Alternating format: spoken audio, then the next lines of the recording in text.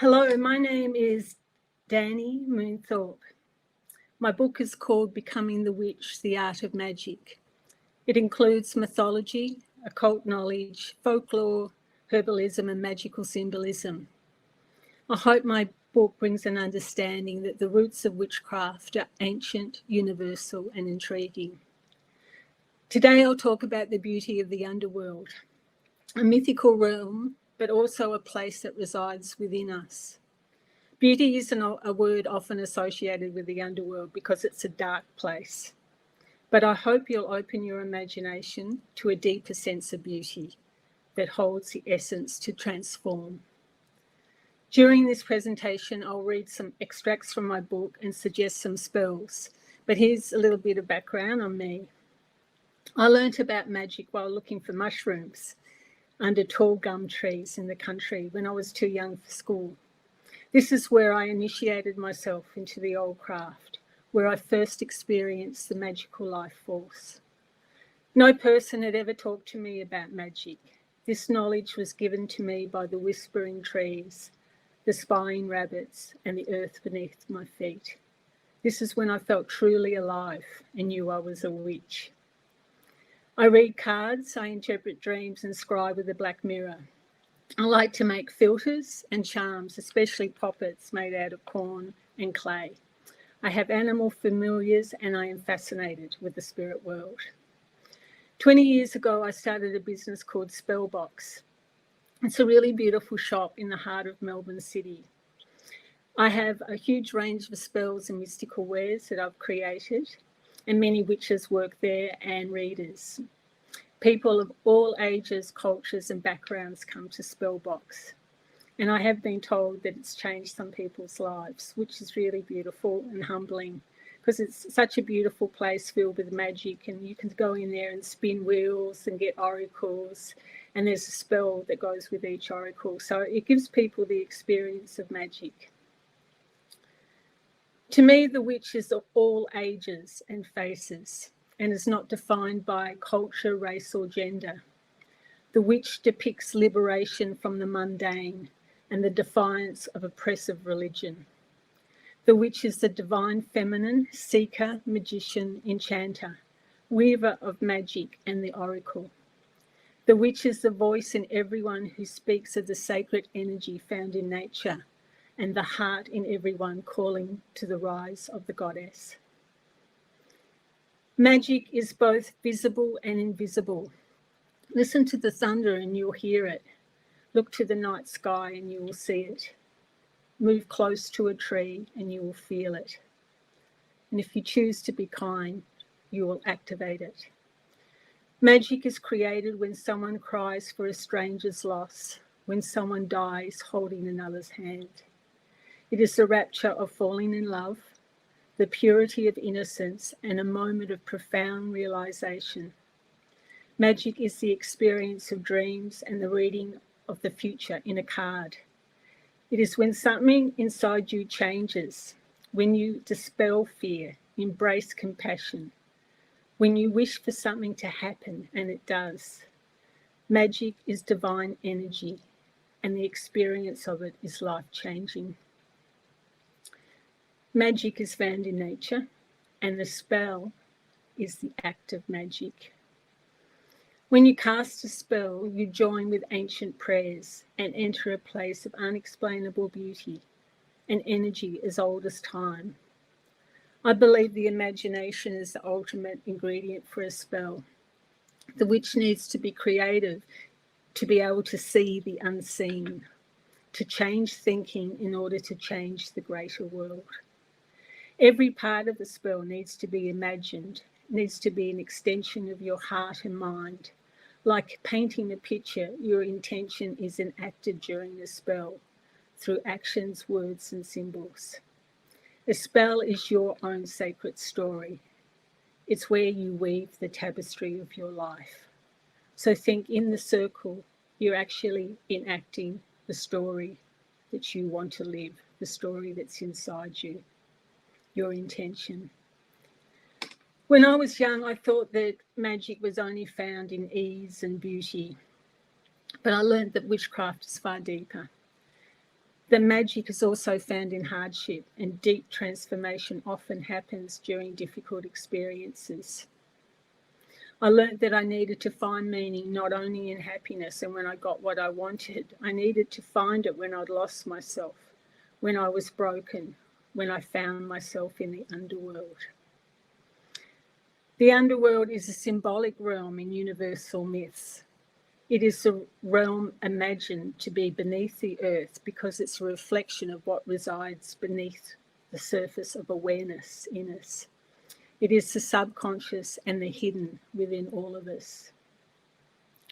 The underworld is the realm you enter through the experience of trauma, heartbreak, grief, disconnection, addiction, and deep regret.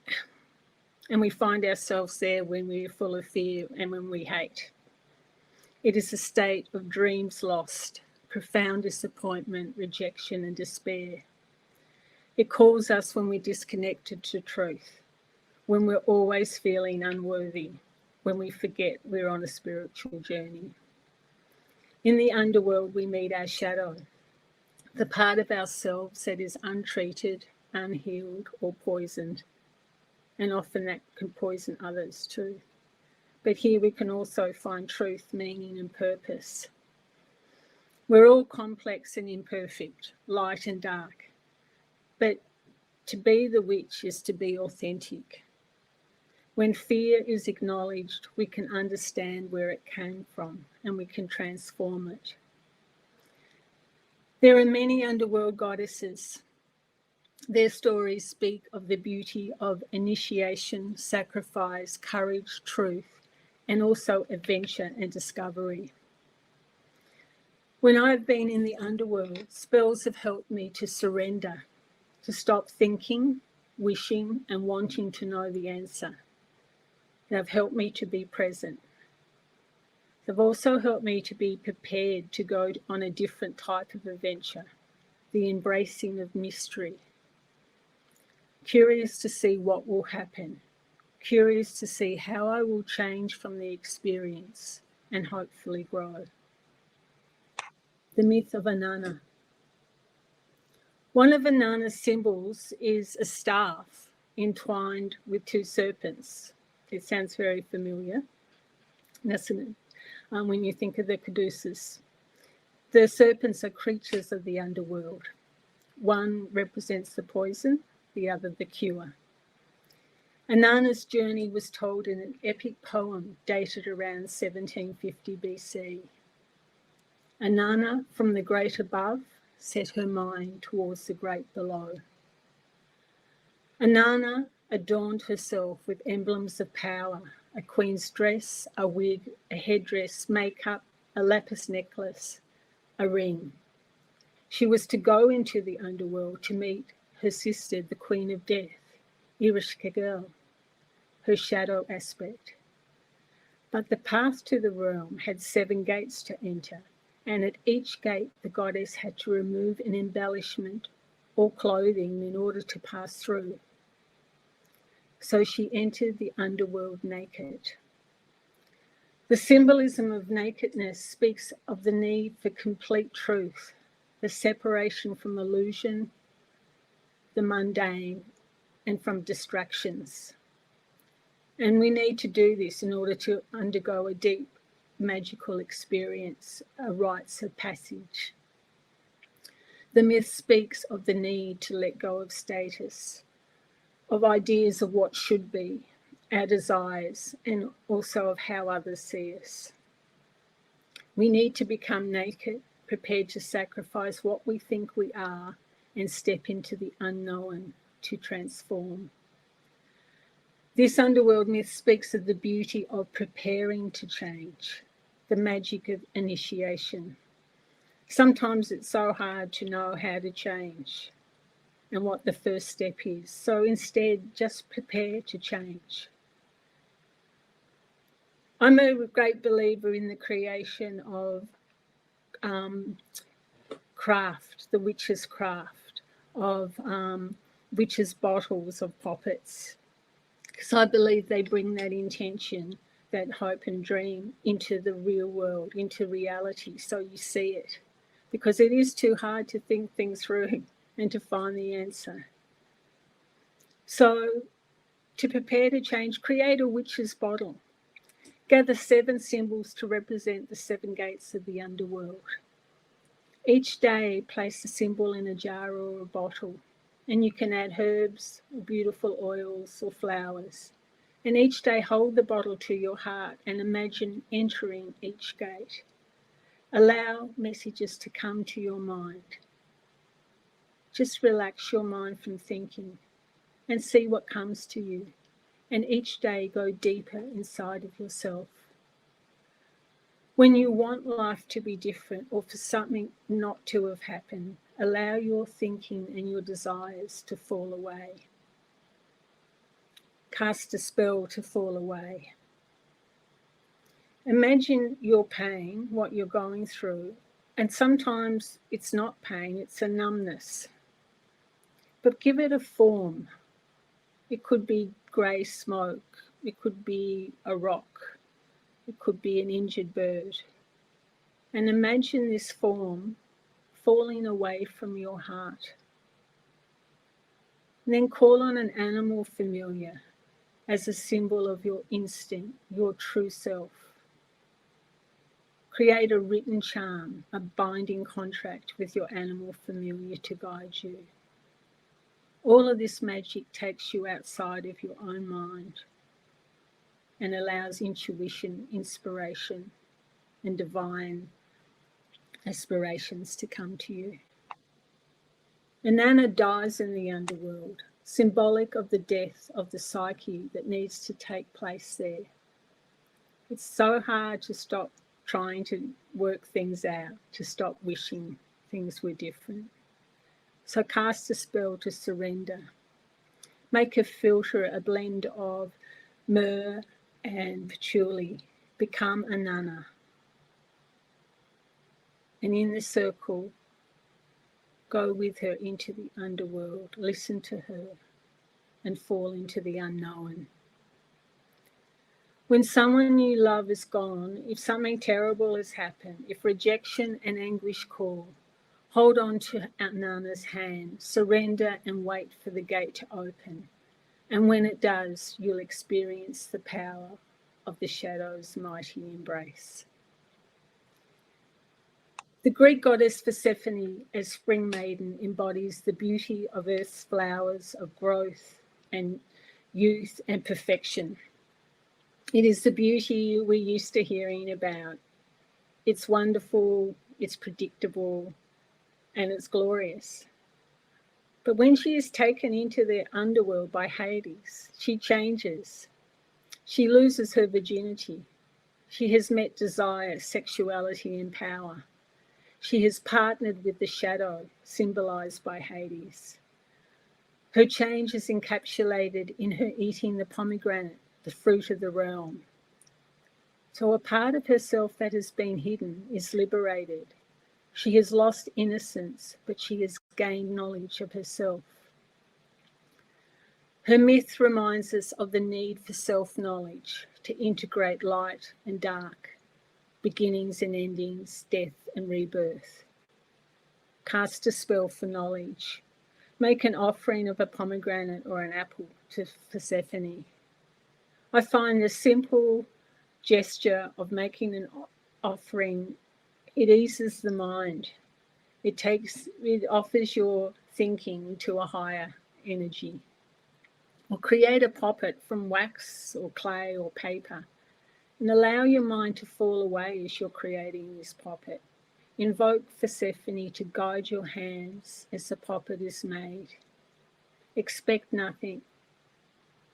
Then allow the poppet to give you a deeper sense of who you are. Again, it's getting out of your thinking, seeing, making the unseen visible in the real world. Even if you can't think it through clearly or you're not definite about what your intention is or the pain you are feeling, just allow it to happen unconsciously. And once it is in the real world, you see it, you touch it, you smell it, you feel it. Something changes in you, and the real world starts changing around you, because you've changed it already. You've brought something new into it. By tasting the forbidden fruit, Persephone is elevated from the surface of the beautiful spring maiden to commanding queen of the underworld, owning her shadow, authentic and mysterious. There's nothing more inspiring than meeting someone who does own their shadow, who is not making out that they are anything but who they are, who owns his or her fears and their light. We are all made of light and dark. And when we own it, it's refreshing, it's inspiring to others. And most of all, you feel connected, you feel centered, and things flow. And things become easier, and it's like life just fits so much better than trying to live on the surface. So go within yourself and taste the fruit. Know every part of you and allow knowledge to elevate you to queen. The underworld is also the realm of the afterlife. Underworld goddesses speak of fear, sickness, and physical death. In Norse myth, hell presides in a realm of misery, sickness, old age, and madness. And none of us want to go there. Hell's name actually means one who covers up, and her path is called Troublesome Road. Her myth tells you that when fear is hidden and not acknowledged, it flourishes. Kali is the Hindu deity of destruction. She's also the mother of creation, an incarnation of opposite energies and their dependence on one another. Kali's physical image, her adornments of skulls and her bloodlust, is a terrifying display. She is the embodiment of fear, yet she teaches that through facing fear, it will diminish. To look upon Kali is hard, yet the longer you look, the less fearsome you become. Cast a spell to transform fear into courage. Create a candle charm. Carve into the wax your fears. Insert pins into the candle to bind your heart to courage. In the underworld, be still, listen and wait. Breathe through the pain, the yearning. Weave your threads to magic, to the stars and to the moon. The goddess of witchcraft presides over the skies and the earth as well as the underworld. This is Hecate. She holds torches of fire to show you the way, so she's associated with the light as well as the shadow of night. You can find Hecate at the Fork Roads, a place of transformation and sorcery. Her companion is a dog, a protector. Hecate holds the keys to open what is closed. She will teach you how to speak with ghosts and what haunts your psyche.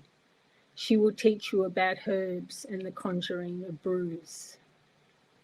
Like all underworld goddesses, the beauty of Hecate and her myth is not conventional. It is deep, bewitching, and all-powerful. Like all the goddesses, she speaks of your story as a witch, something otherworldly. Cast a spell for guidance.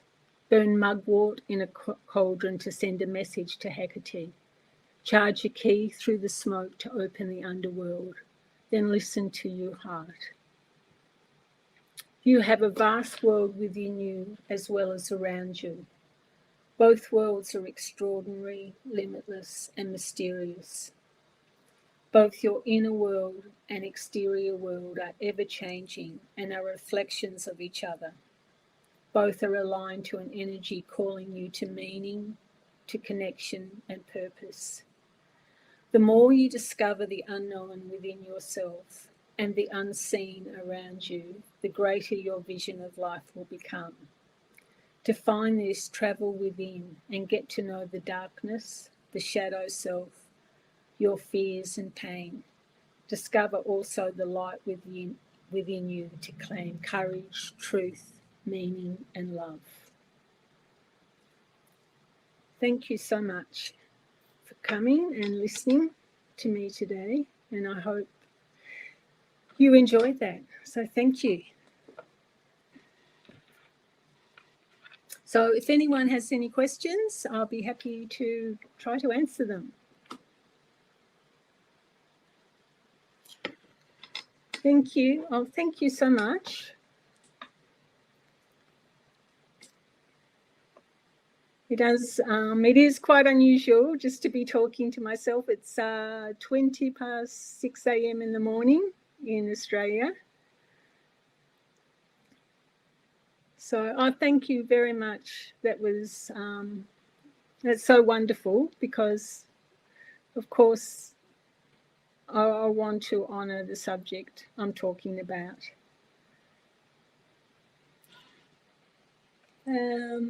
So Nicole said, how can we work with the underworld? Nicole, I think we can work with the underworld by doing spells. If you read a little bit more about the goddesses and really use your imagination and become that goddess, become Inanna, become Persephone, go into the underworld. Light, dark candles, dark purple, black candles. It gets you into the framework of going within yourself, into the shadow, and burn. Mugwort is one of the herbs of Hecate. Burn frankincense. Frankincense is a really beautiful spiritual essence, and create something like this is a poppet. And I like using pins in poppets, because what it does, it binds. It's an act of binding your energy to your intention. Don't think too much. I think that's one of the main things about doing spells. Just do it. Create your charms. Breathe, imagine, create a story. Thank you. Oh, I hope you do, read the book. You mentioned Persephone as the virgin being taken into the underworld. What are your thoughts on Persephone as Cor? Well, they're both maidens of spring. And there's a lot of beauty, and we can also transform through wonderful things too. I'm not saying, but I think with the underworld and hardship, we tend to transform at a very deep level, where we go through, it's like the death card in the tarot. We go through something quite extraordinary. And believe me, I go into the underworld kicking all the way too. I don't want to go there. And whenever I'm there, it is really hard. And I never want to be there. I wish it was different. But I have learned that surrender, not trying to work things out, being in the present and asking for guidance is so powerful.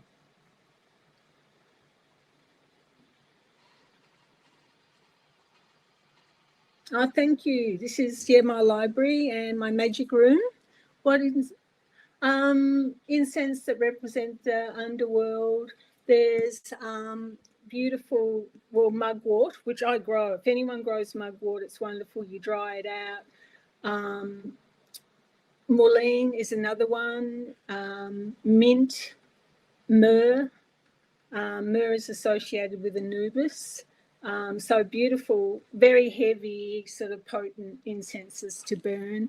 Herbs of Hecate, dandelion, lavender, hemlock, mullein. So you could combine mugwort, mullein, and lavender would be just so beautiful. And graveyard dust is patchouli. So dry patchouli is fantastic, the real patchouli in an incense. Also oils like myrrh, frankincense, rose is beautiful. Rose is often associated with the spirit world. Advice, someone has asked, what advice would I give beginners about making spells? Be imaginative, let your thoughts and your thinking go. Spells aren't the world of logic and thinking. You have to become otherworldly. And when you create your circle, imagine every single step of the spell. Imagine what the circle looks like. Is it made of light? Is it made of water? Is it made of trees? And when you speak in a spell, put your heart into every word, because the spoken word is powerful. Even just start with doing a written spell. Write something that you would like to dispel from your life or to draw in. Tie some string around the scroll. Do some knots, because knots in magic are about fastening and strengthening your intention. And go and hang it on a tree outside. Everything in a spell is beautiful. It's childlike too. It's so innocent, and that's how you need to become innocent. And if you had to do a painting of your intention of what you wish for, what you hope, imagine you're doing that in the circle. Oh, absolutely. This book is for men. At the beginning, witches, men, anyone. There's no gender. We have a young man working at Spellbox, and he's a witch. I think it's great. So absolutely everyone.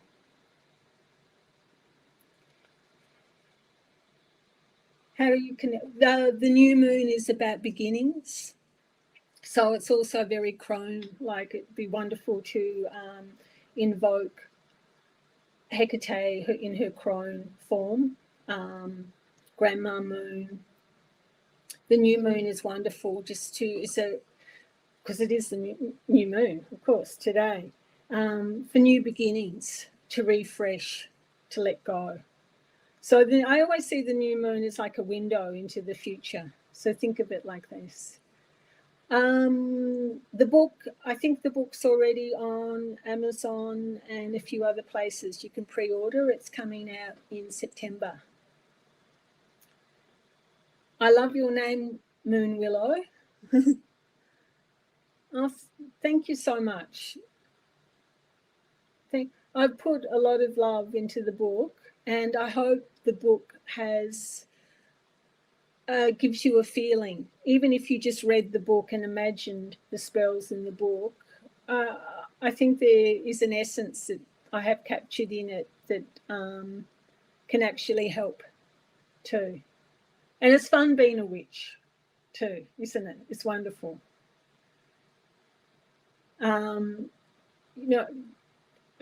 I think we all have that in us, that wonderful feeling of just yearning for magic and wanting to discover what lies beneath the surfaces.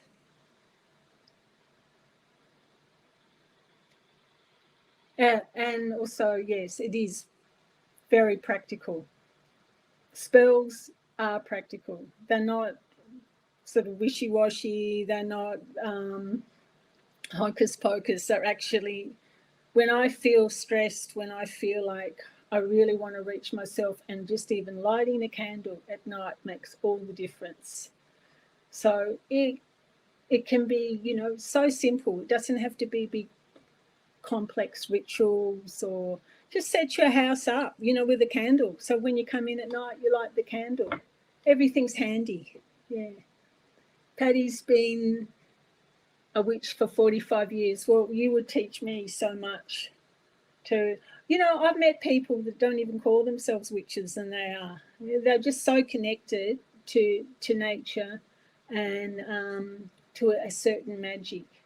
And I do believe it's part of the rise of feminism too, because there's no doctrine, no one's telling you how to do it. All of us do things differently, and we'll have different relationships with Magick, but we can still be kindred spirits. So that's what I love about it. It's the religion of the heart, and it's authentic, and that's all we want to be.